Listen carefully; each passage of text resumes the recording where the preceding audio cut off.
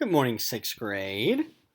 Today, your word is deterred. Go ahead and hit pause to try to figure out the part of speech and definition. Okay, so for part of speech, there's a little cheat code here. We have the word deter, and we also have the word deterred. There's only one part of speech that will change based on tense, and that is a verb, right? Right now I am talking, but yesterday I talked, right?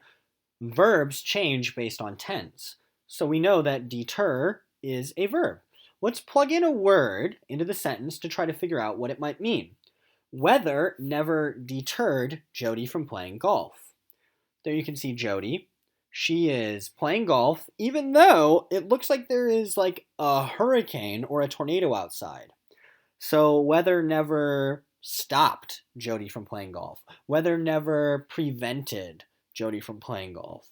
If we plug those words into another sentence, like Brian's broken leg stopped him from playing softball, does that make sense? Of course it does. Like, how can you play softball with a broken leg? That would not be fun. Great job. The very first thing I want to talk to you about today is attendance, okay? This is very, very important. So I'm going to go to my class page. In order for the state to count these remote learning days as actual school days, we need evidence that you guys have attended class, okay? So on my stream, right, on the stream, you'll see the video, right? You already clicked on the video. Underneath, please comment that you are done watching the video. That is a great way for me to prove that you have attended class. So as soon as you're done with the video, please comment done. So that way we have a physical documentation of you having attended class. Okay? Now, for your homework, you can see it on the stream up at the top. You can also see it if you click on classwork. But there were a few questions about how to actually submit the homework. So I'd like to show you now how to do that, okay? So again, you can click on it on the stream. You could also do it by going to classwork. I'm going to do classwork because classwork is where all the work gets posted, okay? So I showed you this last time, but right here I have a schedule for you.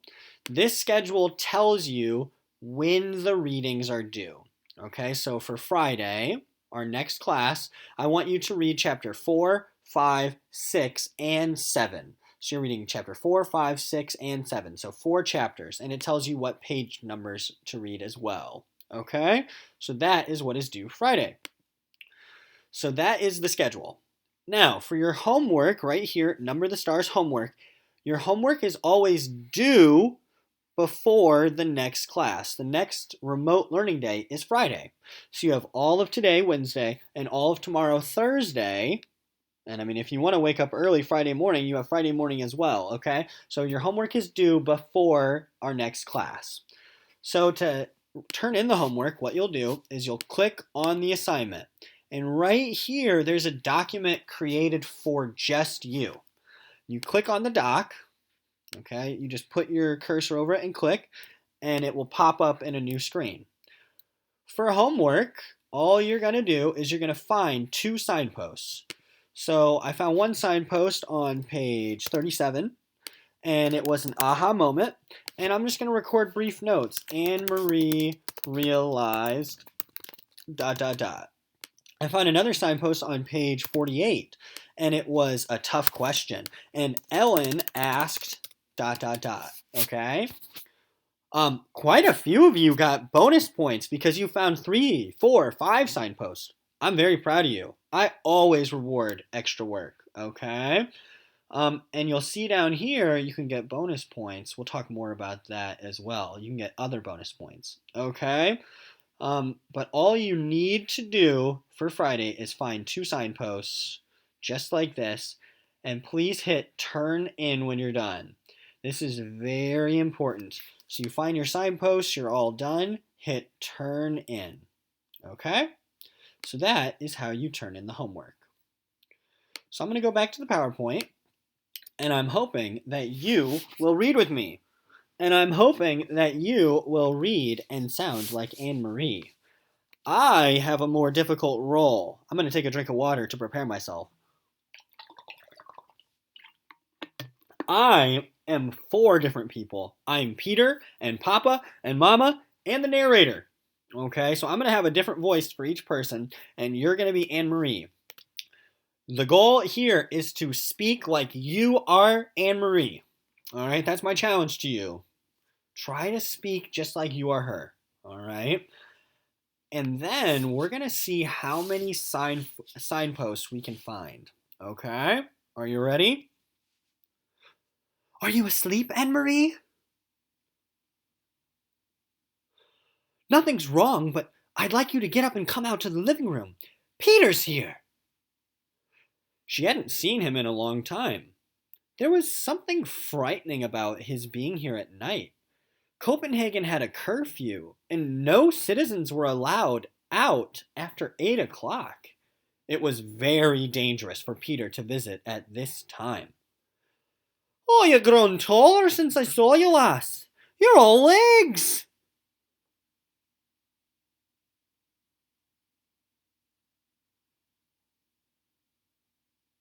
Oh, my work takes me all over. Look, I brought you something. One for Kirsty, too. He reached into his pocket and handed her 2 seashells. Anne Marie put the smaller one on the table to save it for her sister.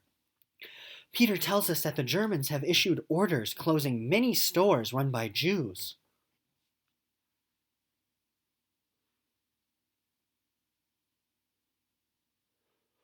Oh, it's their way of tormenting. For some reason, they want to torment Jewish people. It's happened in other countries. They've taken their time here. They've let us relax a little. But now it seems to be starting.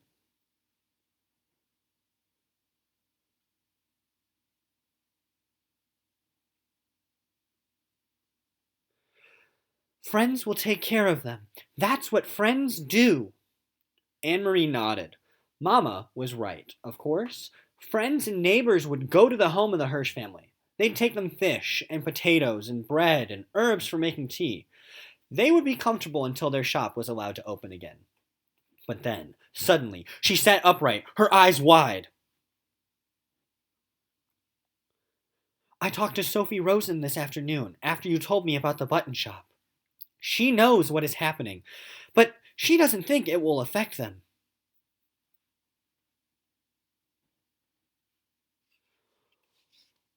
I think the Rosens will be all right, but you better keep an eye on your friend Ellen, and stay away from the soldiers.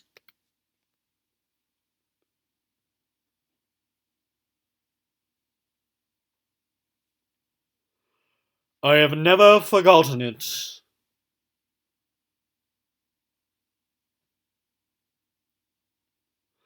So we shall be. Oh, I must go. And you, Longlegs, it's way past your bedtime now. Later, once more in her bed, beside the warm cocoon of her sister, Anne Marie remembered how her father had said 3 years before, I would die for the king. I would too. And Anne Marie, 7 years old, had proudly announced. And now she and all the Danes were to be bodyguard for Ellen and Ellen's parents and all of Denmark's Jews. Would she die to protect them? Truly? Anne Marie was honest enough to admit there in the darkness to herself that she wasn't sure. For a moment, Anne Marie felt frightened, but she pulled the blanket up higher around her neck and relaxed.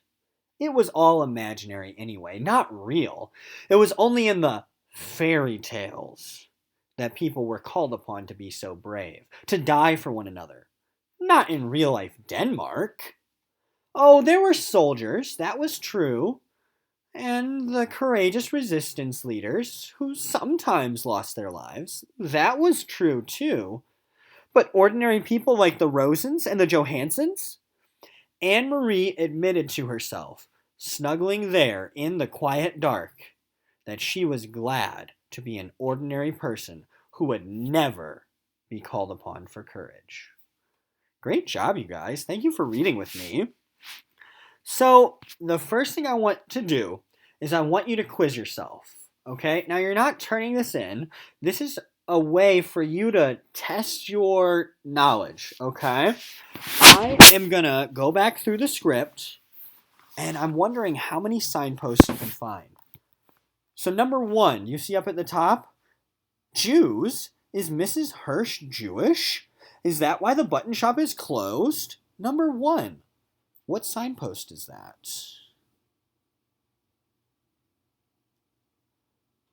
Number 2. Why the button shop? What harm is a button shop? If they can't sell their buttons, how will they earn a living? That is another signpost. Okay. If you ever need more time, just hit pause. Number 3. Then, suddenly, she sat upright, her eyes wide. Mama, Papa, the Rosens are Jewish too! Let's look at number 1. Jews? Is Mrs. Hirsch Jewish? That is a tough question. Number 2 is another tough question. Why are the Germans closing down button shops? What harm is a button shop? But of course, they're not shutting it down because it's a button shop.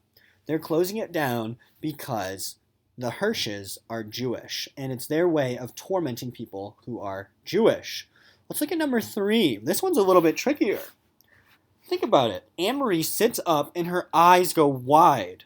Why do they go wide? Suddenly, she is realizing that the Rosens are Jewish. But my friends, let's be a little bit more careful here.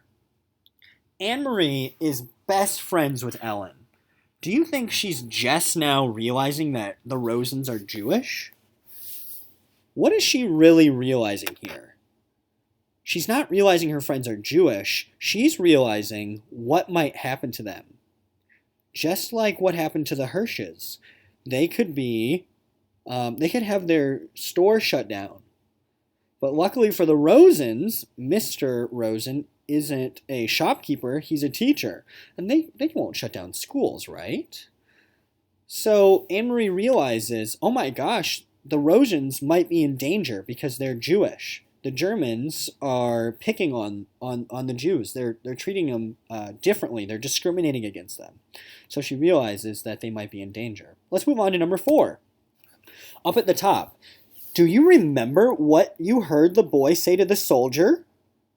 That all of Denmark would be the king's bodyguard. I think that's 2 signposts. See if you can find 2 for number 4. Go ahead and pause if you need more time. Number 5. I think all of Denmark must be bodyguard for the Jews as well. That one, I think you could look at it several ways. Pause if you need more help or more time. Number 6, very bottom. Would she die to protect them? Number 6. Let's look at number 4. Do you remember? That tells us that this is a memory. And in fact, when Anne-Marie goes to her bedroom, she remembers her father saying that he would die for the king. So that's a memory. I think it's also what signpost? All of Denmark would be the king's bodyguard? Question mark? That one's a tough question. Let's think about this number 5. I'm really intrigued by Anne-Marie. She says, I think all of Denmark must be a bodyguard for the Jews. I feel like that's a pretty wise thing for Anne-Marie to realize. Just like the Danish people would protect King King Christian, just like they would protect the king, Anne-Marie realizes that all of Denmark is going to have to protect those who are Jewish from the German soldiers. Let's look at the very bottom, number 6. Would she die to protect them? Once again, this is probably the easiest signpost to find because it always ends in a question mark. That is a very difficult question. One thing I want you guys to consider is that Anne-Marie seems to be asking a lot of questions, a lot of tough questions. What might that show about her? Do you think this shows Anne-Marie is really confident? That she's very sure of herself? That she knows what's going to happen? Of course not. When somebody asks questions, it shows that they're concerned, that they're confused, that they don't know what's going to happen. So I think Anne-Marie, especially at the beginning of the story, she's asking a lot of questions because she's very concerned. She doesn't know what's going to happen. And I want you to think about this tough question that she asks. Would she die to protect the Jews? Would she die to protect her friend Ellen? And Anne-Marie isn't sure. She says, honestly, she's not sure if she would. Would you die to protect your friends? If your friend was being threatened by the Germans, would you die to protect them? That is a very tough question, my friends. I think we want to say yes, but in the heat of the moment, I don't know. Would our self-preservation instinct kick in? Would it kick in? We know what God is calling us to do. Jesus says that the greatest gift is to lay down one's life for a friend, right? That's why this story is so perfect for Lent, because Jesus laid down his life for us. And Anne-Marie, she's a young girl, just like, you guys are young. And she's having to contemplate, having to think about laying down her life to protect her friend. Very good. Okay, so the last thing I want to do today, before I send you off to work on your reading and your homework, is I want to show you how to make a discussion question. Okay? And a discussion question, don't freak out. All it is a question that prompts discussion. It's a question that, when you ask it, people will think, and then a lot of people will chime in and answer. Okay? So when we're making a discussion question, the first thing you do is you find a signpost. The second thing you do is you write down the anchor question. And lastly, you're going to make that anchor question more specific. And I'm going to show you what I mean. So, first off, you find a signpost. Suddenly, her eyes go wide. Mama, Papa, the Rosens are Jewish. What signpost is that? That is an aha moment. So, first, we find a signpost. Then, we write down the anchor question, which is, how might this realization change things? My friends, do you remember where the anchor questions are listed? They're listed on your bookmark, okay? So, what you'll do is you'll write down the anchor question for an aha moment. How might this realization change things? Now, that is a very good question. But we can make that question even more specific. If I just walked into a room and I said, hey, how might this realization change things? You would be like, what realization? What are you talking about, Mr. O? So that anchor question is a good question, but it's not very specific. So if I make it more specific to the story, then I'll have a much better discussion question. So let me ask you this. Who realizes something here? It's Anne-Marie. So what if I plug Anne-Marie into the question? How might Anne-Marie realizing, what does she realize here? She realizes that the Rosens are Jewish, and so they might be in trouble. So what if I plug that into the question? How might Anne-Marie realizing the Rosens are in danger change things? Now that is a very good question. If I walk in the room and I said, hey guys, now that Anne-Marie realizes her friends are in danger, how is that going to change how she acts? Do you see how that's a much more specific question? You know exactly what character I'm talking about. You know what that character realized. Okay, and so it's much easier to answer. Okay, now I'm going to show you something with your homework. Again, your homework is due on Friday at 7:59 in the morning. Please read chapter 4, 5, 6, and 7 and find and record 2 signposts, okay? Now, you can get a bonus point if you find more signposts, and you can also get a bonus point if you make a signpost discussion question. Now, I'm going to show you that. I'm going to go back over here, and remember, The homework is posted on the stream. It's also posted in classwork. I'll click on homework number 2. I'm going to click on the document. Okay.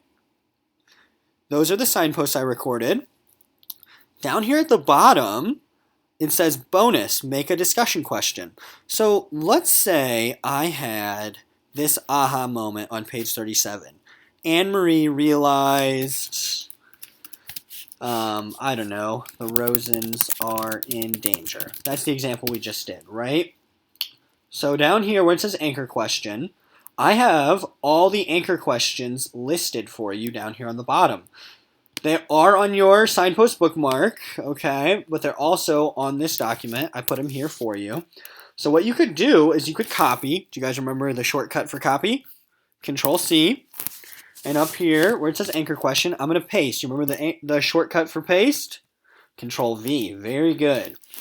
So see if you can make a specific discussion question. That's my challenge to you. Now this is extra credit, so you don't need to do this, but see if you can do it. Okay, so again, if you found a word of the wiser, you would copy the anchor question and you'd paste it right here. And then you would make it more specific, right? So what is the life lesson? Will the character take it? What is Mama's advice? Will Anne-Marie take it? Do you see? You can make that question much more specific, okay? And again, once you're done with your homework, please hit turn in. All right, my friends, I'm going to sign off. Please let me know if you have any questions. Just ask me up here on the stream. Right now, I'm about to end the video. So as soon as it's over, please go to Classroom and comment all done so I can count you as having attended the class. All right? I love you guys. I'm very proud of you. Keep being awesome.